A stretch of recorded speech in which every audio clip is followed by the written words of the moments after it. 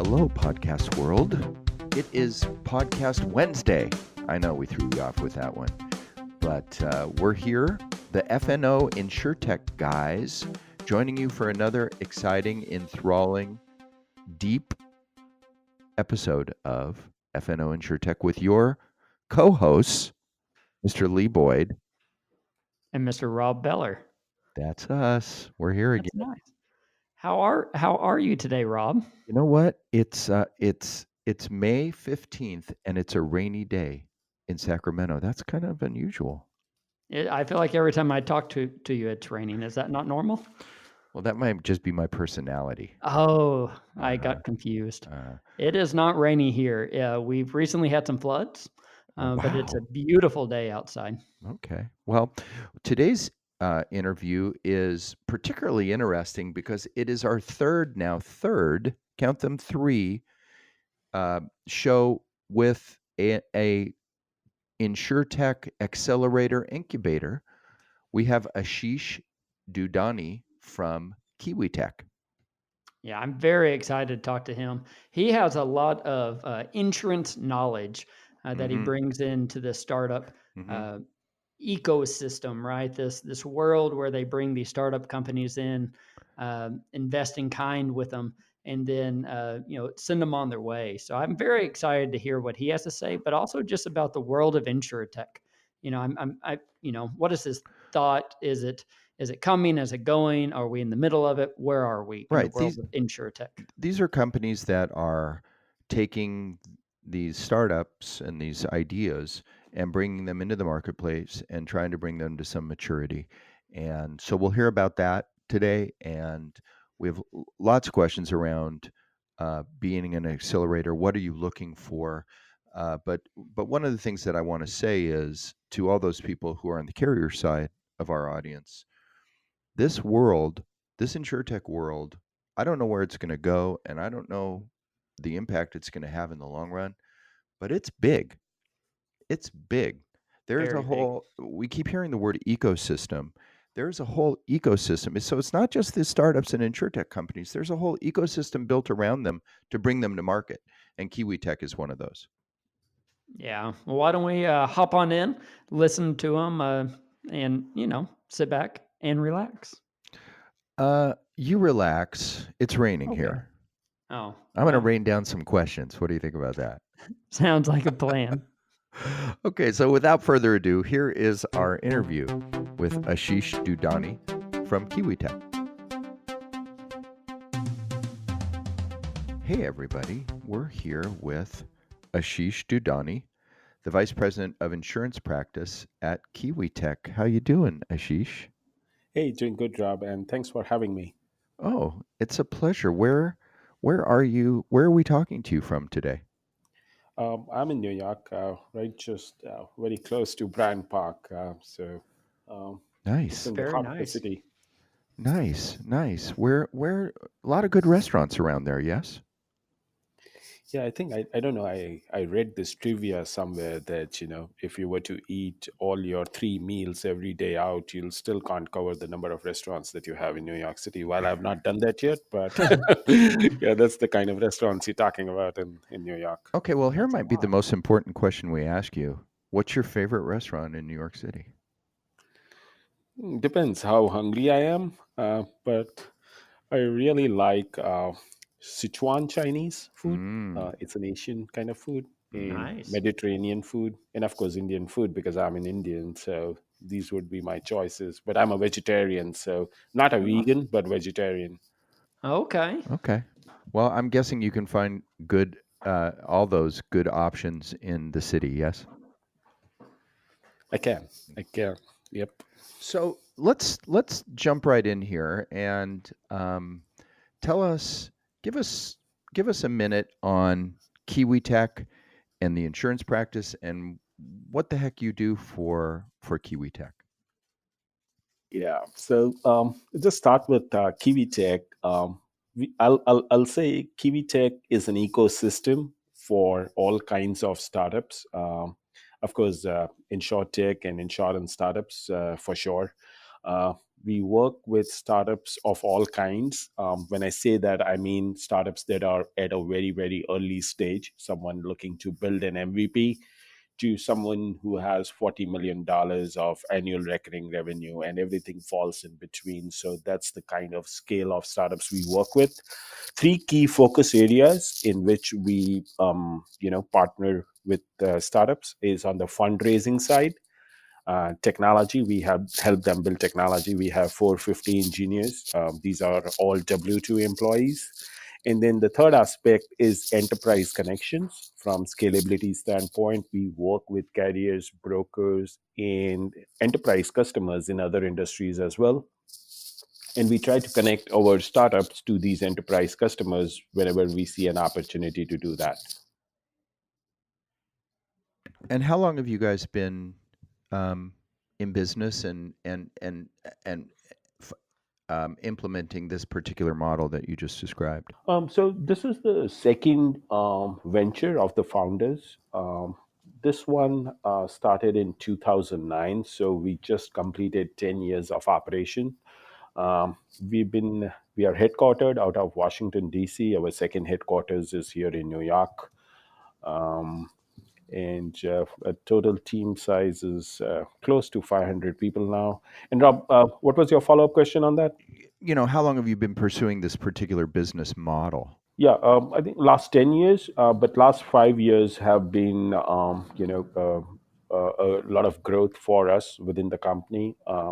I'll say in the last 2 years, we've added close to 100 startups in our portfolio. And in the first 8 years, we added, I'll say, around 140. But last 2 years, we've been very aggressive, and we've got some good partnerships going with InsureTech and also fintech companies. So within the ecosystem, are there certain avenues you're looking for? Is it certain insuretechs or fintech, or is it a variety of everything? It's a variety of everything. So we play in 11 different verticals, including publishing, sports, media and entertainment, healthcare, which is a separate vertical, then InsureTech. And then there's, of course, fintech. And InsureTech is a big part for us. And within InsureTech, it's both property and casualty and life and retirement. Um, as far as the startups go, any startup that is looking to raise funds could be a good partnership for us because of the investor network we have. They're always looking to invest in smart ideas, smart entrepreneurs. So anyone who's looking to raise money through our investor program, and we do that through the demo days. Okay. um, and then the second one is technology. So if a startup is looking to, like kind of get help in building their product, design, content, or technology for that matter, or a team of 500 engineers, they work with these startups on that aspect. And then of course enterprise is another piece of business that we have, where we connect startups to enterprise customers. Whenever you say demo day, is that at the beginning that they will come and demo their product to you, or is that after they've gone through your workshops, your ecosystem, and then they demo what they got out of it? Right. So that's a great question. So these 400 investors, right? They are spread across the country here in the United States, and then we just did our first demo day today in Qatar, in Middle East, and then we plan to have our first demo day in London in August of this year. Um, Now, for a demo day, we want to make sure, right? And then, of course, the startup wants to make sure that they've done their due diligence on KiwiTech. We also like to do the due diligence on the startup, because we have these investors who are pretty loyal, right? Like they've been coming to us to make investments into these startups. So from our side, we make sure that the startup has the product, right? At least the minimum viable product, or if they don't, we can help them build. So we want to make sure that for the demo days, the startups at least have the bare minimum product so that they can present during the demo day. and it just helps, right, from an investor standpoint, because they're looking to invest their dollars, they're looking to invest in companies that are scalable. So we do that due diligence on our side, and of course the startups do their due diligence as well. And we do like close to 30 demo days in a year, which is a lot of demo days. It is, Yeah, I was just going to say, I see that you have a number of them coming up through June. Um, I guess that speaks to how much inventory, if you will, of startups are out there, right? That there's lots of companies to demo. That's true, because for some of the startups, depending on how much they are looking to raise, they may need to attend multiple demo days, right? Just the one demo day may not help them get to the level, the kind of money that they're looking to raise. So for some startups, it may be 2 or 3 demo days that they may need to attend. But again, I just want to emphasize again that we have the partnership on the product side first, because we want to be very confident that there's a good synergy, and of course for the startup too, to Hmm. make sure that we are a good partner for them. So we both do our due diligence, and we also help them on their technology roadmap before they come to the demo days. So you bring a lot of expertise to them, because I mean you have a reputation and at stake yourselves. You don't want to bring a company that isn't worthy of investment or interest. Well, I wouldn't say worthy. I think it's very credible to all these entrepreneurs who have these brilliant ideas. Some of them may need help on the product, content, or technology side, and we just want to be there to make sure that we are able to advise, guide, or even build that technology for them before coming to the demo days. And of course, from an investor standpoint, we like these investors keep coming back and investing into the startup. So it just Sure. helps everyone in the ecosystem to do their groundwork before the demo days. Why don't we talk a little bit about the life cycle of somebody who wants to come in to this ecosystem, all the way through, uh, you know, graduation, I guess I could call it. But uh, we have a lot of listeners who are starting companies or who have started companies. If you were talking to a person who is interested in starting a company, they have an idea, they have a product that they want to produce or complete. What feedback or what questions would you have for them? Couple of things, right? Like first is to see what's the problem that this startup is looking to solve.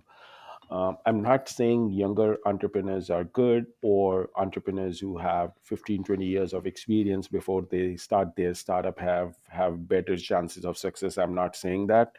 But in our program, the average age of entrepreneurs is 46 years. Wow. Um, Okay. and I'm not saying the investors like it or not like Hmm. it, but it just kind of resonates well with the investors that the startup founders have lived close to the problem or to the business Hmm. area within which the startup was founded. So that adds a lot of credibility to the startup. Again, we also have a lot of entrepreneurs who are in their 20s and 30s. So I'm not saying that they've not lived close to the problem, but just by the very nature of our program, the average age of the entrepreneurs is 46. um, One thing we like to understand is who's the audience for the startups. What is it that they are trying to build, from a product or from a technology standpoint? At what stage are they in their journey? Again, do they need help with scalability? Do they need help with adding more features and making their platform more robust, whether it's front end, back end, leveraging other technologies like blockchain, artificial intelligence, and machine learning? So the first conversation is just about understanding the business and the underlying product and technology. And then we try to see if it's a good fit for us to like kind of step in and help and accelerate that growth that the startup is already at right now. And if there's a good fit there, we start engaging our engineers, and they start working with the startups, and then the demo days and the other things keep falling into the place. But those initial conversations are very important for both the startup and for us. So, what's your role in all of this? Well, since my focus is on the insurance side, I try to look at what's out there within the insurtech space. What's there in terms of the technology or the product. Now, there could be various themes here, right? There could be themes on distribution. So there's a startup that's building something on distribution. There could be a startup that's focusing on loss prevention and risk mitigation. And maybe, when I talk about loss prevention and risk mitigation, there could be like, drone companies or satellite imagery companies for roof inspections. Then if I'm talking about underwriting, are there companies that help or facilitate underwriting? And so we pick up these themes and see, what's out there within each area, each functional area within the insurance. We try to see, whether we both are a good fit for each other, whether we can help them in their journey accelerate quickly and scale quickly from a technology standpoint, and also help them raise funds through the investor network. Mm-hmm. Well, we like to help them on the tech side, but we also want to make sure that they're a good fit for us in the demo day program. We look at a couple of things, right? Like from a technology standpoint, what the startup is offering, who their clients are, what their target market is, and then also we want to help them raise funds. So we also look at that fit, that if we are working with them on the technology side, can we help them raise funds as well? So a couple of things come into the play before we partner or the startup partners with us. So you're kind of a scout. You're out scouting the marketplace and scouting companies to see if they're an appropriate fit for KiwiTech. We do that, and then we also get a lot of references from our existing customers, existing startup partners. There's one company, and I cannot name that company, but there's one Sure. company. I'll call them the encyclopedia of startups, and we have a partnership with them. So they also provide us a lot of knowledge and learnings on the insurtech startups, the ones that are doing well, the ones that are new in the market, the ones are getting a lot of traction with carriers. So Mm-hmm. that also helps us in knowing what's going on in the market and for our partnership as well. One of the things that Lee and I have learned, we're just so you know, we're involved in insurance adjusting, independent insurance adjusting. So we work almost entirely on the claims end. And one of the reasons that we wanted to do this, we're very interested in the insurtech world, what it's about, what's going on. And one of the big things that we've learned is it's big. The insurtech world is vast. There are as you know, there's other accelerators uh, or incubators out there that are also focusing on insurtech. It, that must be both wonderful and challenging. There are so many startups. Yes? That's right. And I think if I have my numbers correct, since 2013, only within the US, there has been $4.75 billion worth of investment into the insurtechs. So the market is picking up. There are a lot of VCs, accelerators that are investing into the upcoming startups on the insurance side. So it's a big enough market for everyone to play.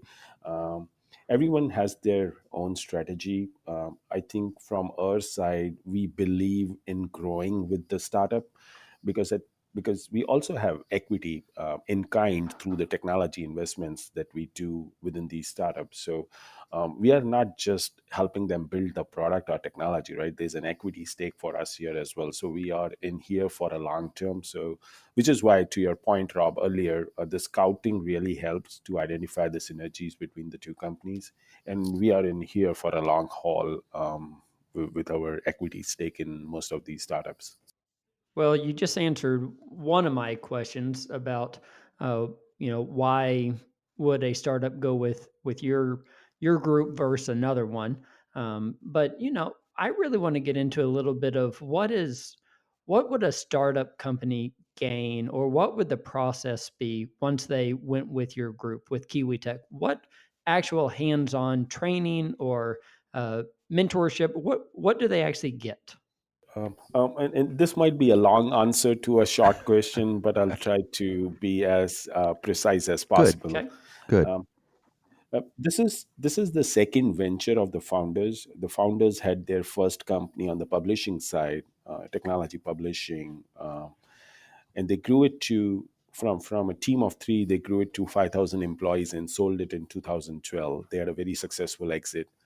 Um, Now, with their experience of helping their own startup to scale to that level, the thought behind KiwiTech was we should work with other startup founders in helping them scale, just as we were able to scale our own business. So that was the basic premise behind starting KiwiTech. How are we different in what's in it for us? Listen, these startups come in all shapes and sizes, right? There's someone who's like really early, and then there's someone who has 50, 60, 70 million dollars of ARR.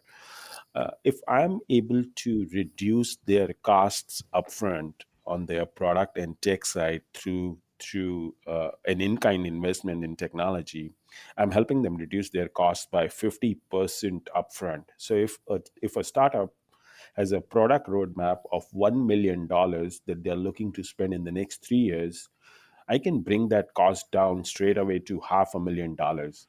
Though I'll take equity worth 500,000 in the company, but their cost of spending the money on product just comes down to half. And then they can utilize that other 500,000 that they're raising, because now they're not spending 1 million, they're just spending 500,000. The other 500,000 could be used in sales, marketing, operations, or doing other things where their focus is. But at least on the tech side, we help them reduce their cost by 50% upfront. And there's a skin in the game for us as well, right? Because we are now an equity partner worth 500,000 in the company. So from our standpoint, we would like them to raise funds through our investors. And if they are able to raise investors and again scale quickly, it just not only helps us, but of course helps the startup to raise their goals from investments as well. Sure. And one important thing, It's and okay. this is not a sales pitch again, We like sales but pitches. uh, since we work with startups, 240 startups that we have in our portfolio, we understand the ecosystem, right? Like startups pivot a lot. So we are not like a typical IT services companies that work with just enterprise customers. Our model is more geared towards startups. So if we see startups spending money which may not be required right now to spend on technology, we'll say that. While we realize that we lose revenue there, but I think the long-term partnership is based more on trust and guidance that we can provide based on our relationship with 240 startups that we have. 240, that is a lot of startups. It is. Last 2 years have been really good for us. We've added close to 100 startups. Last year, we spoke to 14,000, close to 14,500 startups, and ended up adding 46, 47 startups to the portfolio. Wow. So while it's a very selective process, but we also want to make sure that we are able to add value to the partnership. I have a question for you about that. I find that a very interesting and like we were talking about earlier, daunting task. You talk to 14,000, you have to cull, a small number, hundreds out of 14,000. When you meet somebody or somebody comes to pitch you or talk to you about being involved in your program, what gets you excited? What are you looking for, or what are you looking to hear from this company when they're pitching you on getting involved with KiwiTech? I think for us, one key important thing is to understand who the founders are behind the startup, because it talks a lot about again, whether it could be a younger entrepreneur or an entrepreneur that spent 20 years in the business, but we like to see who the founders are behind the startup. what did they did previously, is their second or third startup, or is their first startup, and if it is first startup, why did they decide to get into getting into building this startup, because it's not easy, right? There are a lot of people who kind of leave their 9 to 5 cushiony jobs and get into the startup world, which is not easy because you're constantly looking to build technology while you left your full-time job. So those are some important things for us in the beginning.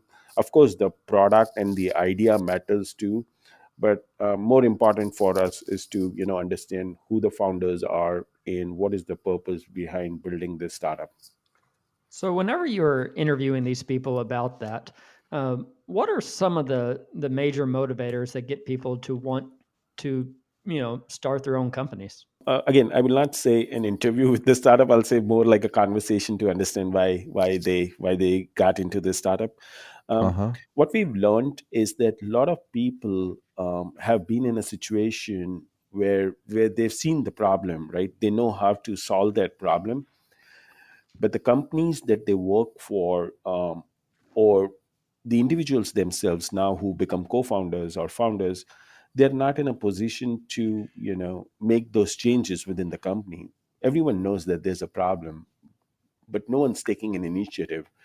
And these founders who realize that they can't be doing this and sitting on the fence, they just kind of take a separate path and try to resolve that problem on their own by maybe starting a startup or doing some side project, right? And it takes a lot for these founders to do that, because no one is doing that. Everyone knows there's a problem, and these guys take the initiative to do that. So hats off to them. Right. Hats off to them. And then these are the kind of founders that we've also seen having a lot of success within our program as well. I know that you guys did a female founders day. Can you talk about that? Yeah, I think with KiwiTech, and it's by default, right? Like, I mean, we don't kind of judge a founder based on from where he's coming from, irrespective of their sexual orientation or where do they come Right. from. For Gender. for us, it is a good idea is a good idea. A good founder is a good founder. A good synergy is a good synergy. And we realized that we have a good 15 to 20% within our portfolio as female founders. So we thought, why don't we create a platform again, for some of the female founders to pitch into the demo days, and where we can call female founders, bring in the panelists, bring in experts from the industry as well, and do the demo day. While we've done the female founder demo day, we did our first diversity demo day in Atlanta earlier this year. So just trying to kind of broaden it as much as possible, and in bringing in a lot of communities into the program as well. What's the largest vertical at KiwiTech? You said there were 11. Um, Which one is the most robust? I'll say we started off really well on publishing side because that's the experience we had. I'll say entertainment is big enough. Sports and entertainment, healthcare because it's a separate vertical in itself, and then the third one would be InsureTech and FinTech, a mix of those. And within entertainment and social media, there are a bunch of different ideas, right? Like there's a company that's providing high end rentals, like B&B, but their customers are paying like $40,000-$50,000 for a 4 or 5 day vacation rental. So Wow. so that could come in the entertainment space, the Well, hospitality space. that's what Lee and I pay when we go on Sure. vacation. Yeah. Well, we need So their number. Yeah. so you're gonna have to give us that website because we're always looking. What about sports? What would the sports encompass? I'm sorry. Can you say that again, please? Yeah. So if you have a vertical around sports, what would a company do that would fall underneath that vertical?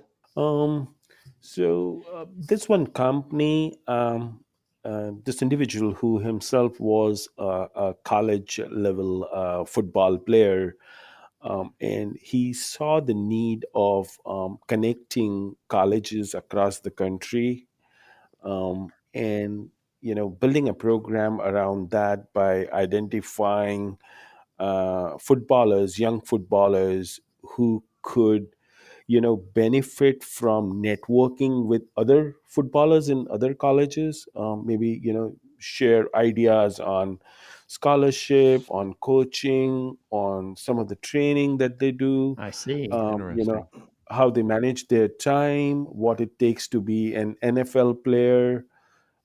And I think it's a pretty good concept, right? Like, I mean, Yeah, I'm sure sure. there are a lot of resources within the college that the aspirant footballer has, but if he's part of a larger community, there are a lot of assurances that one can get that I'm doing the right thing, or should I need to change something. So that could be one of Interesting. the examples of the company in the sports space. Wow, there's something out there for everybody. I like that a lot.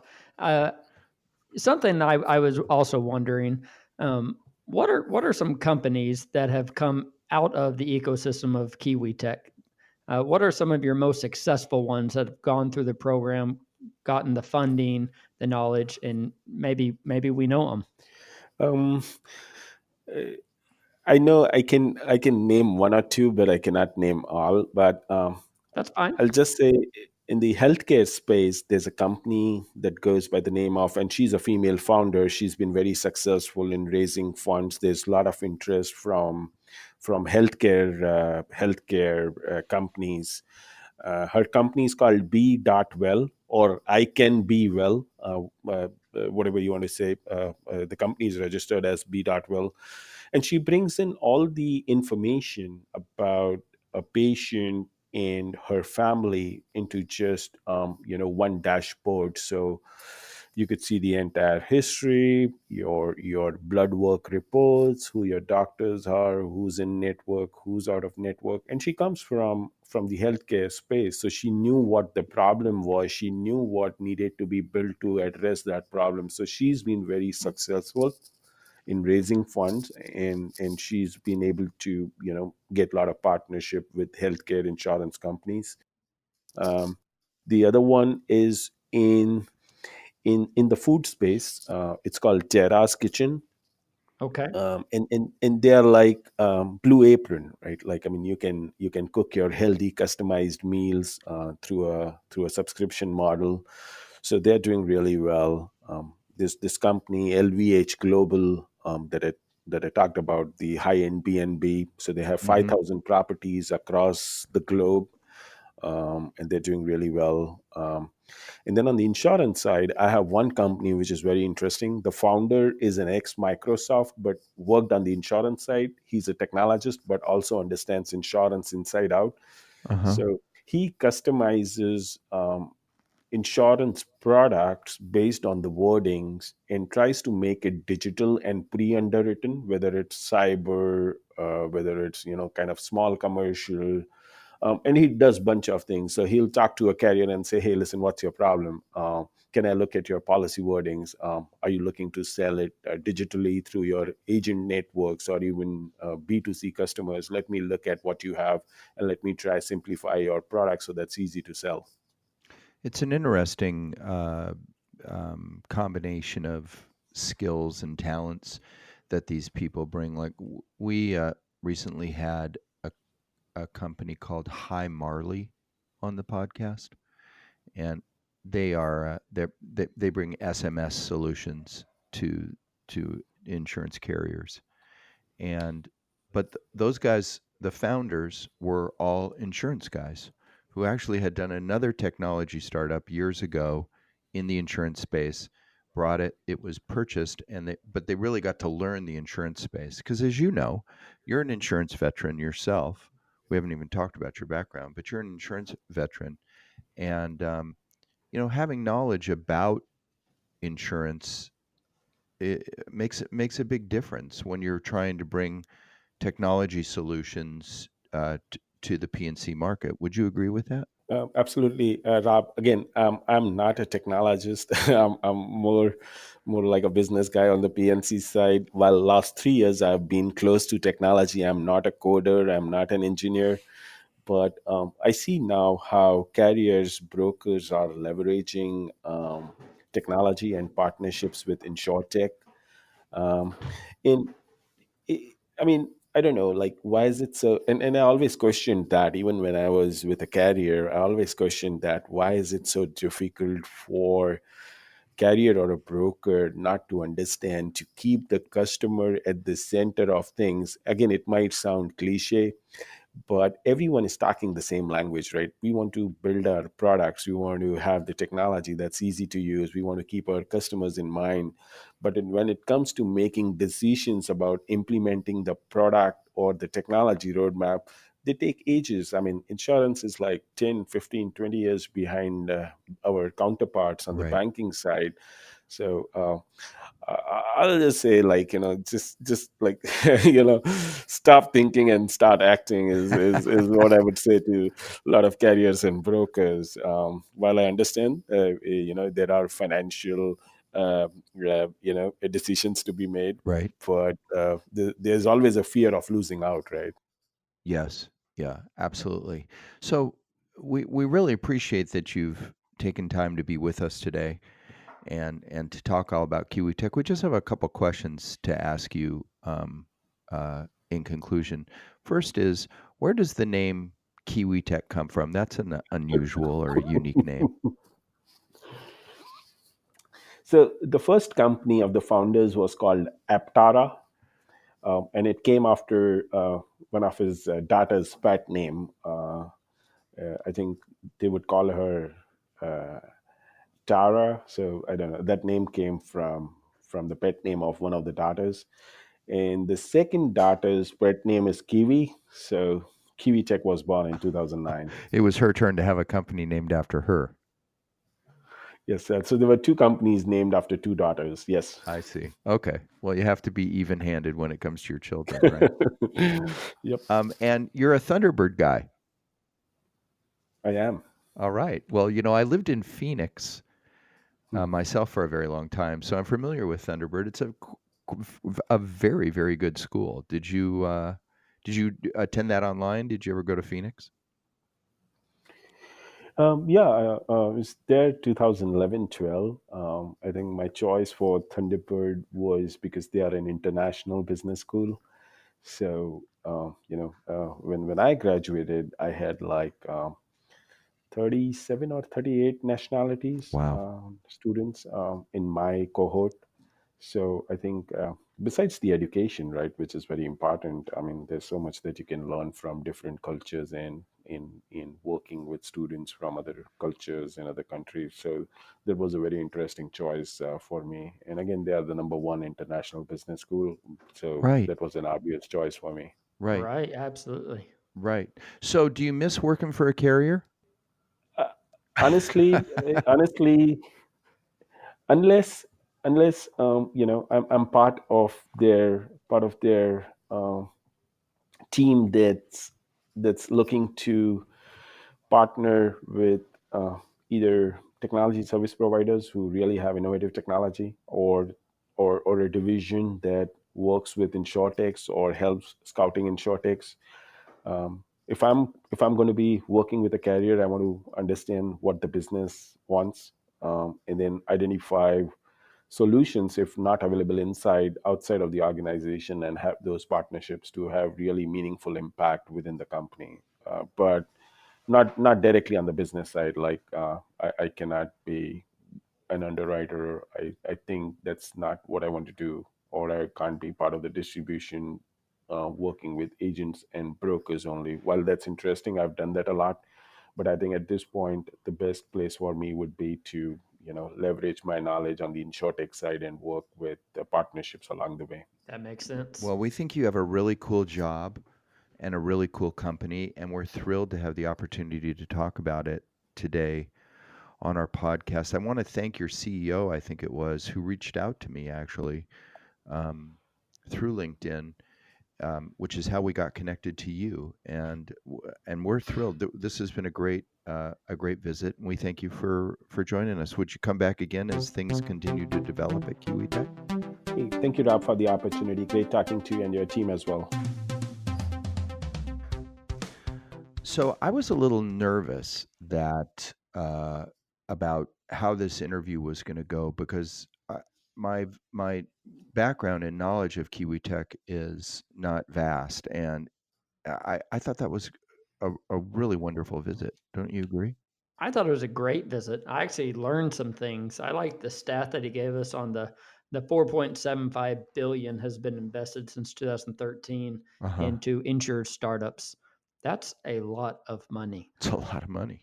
It's a That's a lot of lot of money. money. And it just shows you how many startups there are. We've talked to so many generator companies. We've talked to a lot of these groups that start these companies. There's a lot of people. What what I'm really shocked at is the number of people who get turned down for these generators. Mhm. There's the portion who actually gets accepted, but it's like 1%, Yeah. right, of those people Yeah. who actually have ideas and a desire. So there's a lot of people out there who want to start their own company. Yeah, I think one of the things that are I'll speak for myself, but I'm sure this is also reflected in our audience. It's hard to understand how big the world of InsureTech is. I mean, we see it like in the InsureTech conference and the growth of InsureTech conferences, not just Yes. ITC, but on-ramp and connected claims. It goes on and on and Dig on. in. Dig Right. in. It goes on, and there and others. And that's, I think, reflective of the size of this. I mean, where it's all going is a whole nother question. And is it sustainable? Well, now that's a very interesting question too. But there's certainly, to use the word that we've heard several times, there's certainly an ecosystem that has been built. It's not and is developing, but it's there. There is an ecosystem built around nurturing the InsureTech world forward. Yeah, that is a great way to put that. And what I like hearing again and again and again, um, these successful ones, these successful startups, these successful insurtech companies are the ones who actually are solving a problem. We keep hearing that over and over. What's the problem? What are you Yes, solving? right. And today he said, the first thing we ask is, what is the problem that you want to solve? Hmm. And that's what they have to do. They have to keep in mind that there is a problem. I can fix it, and Hmm. the whole ecosystem will come together. Hmm. You're absolutely right. It is one of the most common themes that we have is problem solution, problem identification, um, as a key to success. Or on the carrier side, what I'm going to shop for. I'm going to shop for uh, what solves my problems. So Yes, yeah, yeah, I couldn't agree with you more on that. It actually gets me thinking about a book that I'm reading, and it has a lot to do uh, with problems and really getting down to the root cause. And the interview today reminded me of whenever you ask what the problem is, that it takes it's not just what's the problem on the surface that they're trying to solve. You got to ask those questions and get deeper and deeper and deeper and really see why are they wanting to solve that problem. um, but I liked what he said about we talked to the founders, we talked to the people who are behind the startups, because we need to make sure that they're, I put words in his mouth, passionate about what they're doing. hmm But it's really a big world out and it's there. interesting because I think that you and I, when we ask that question, we're looking for, well, we're interested in AI, or we're interested in machine learning, whatever the case may be, but that tends to be the answer. The answer is the founder team. Correct. And so, yeah, there's more there, but you know what our problem is right now? We're out of time. We're out of time. So, so for those of you who are saying, "Oh, thank goodness they're going to shut up," your wishes come true. Another episode bites the dust. Thanks, Ashish Dudani, for joining us today.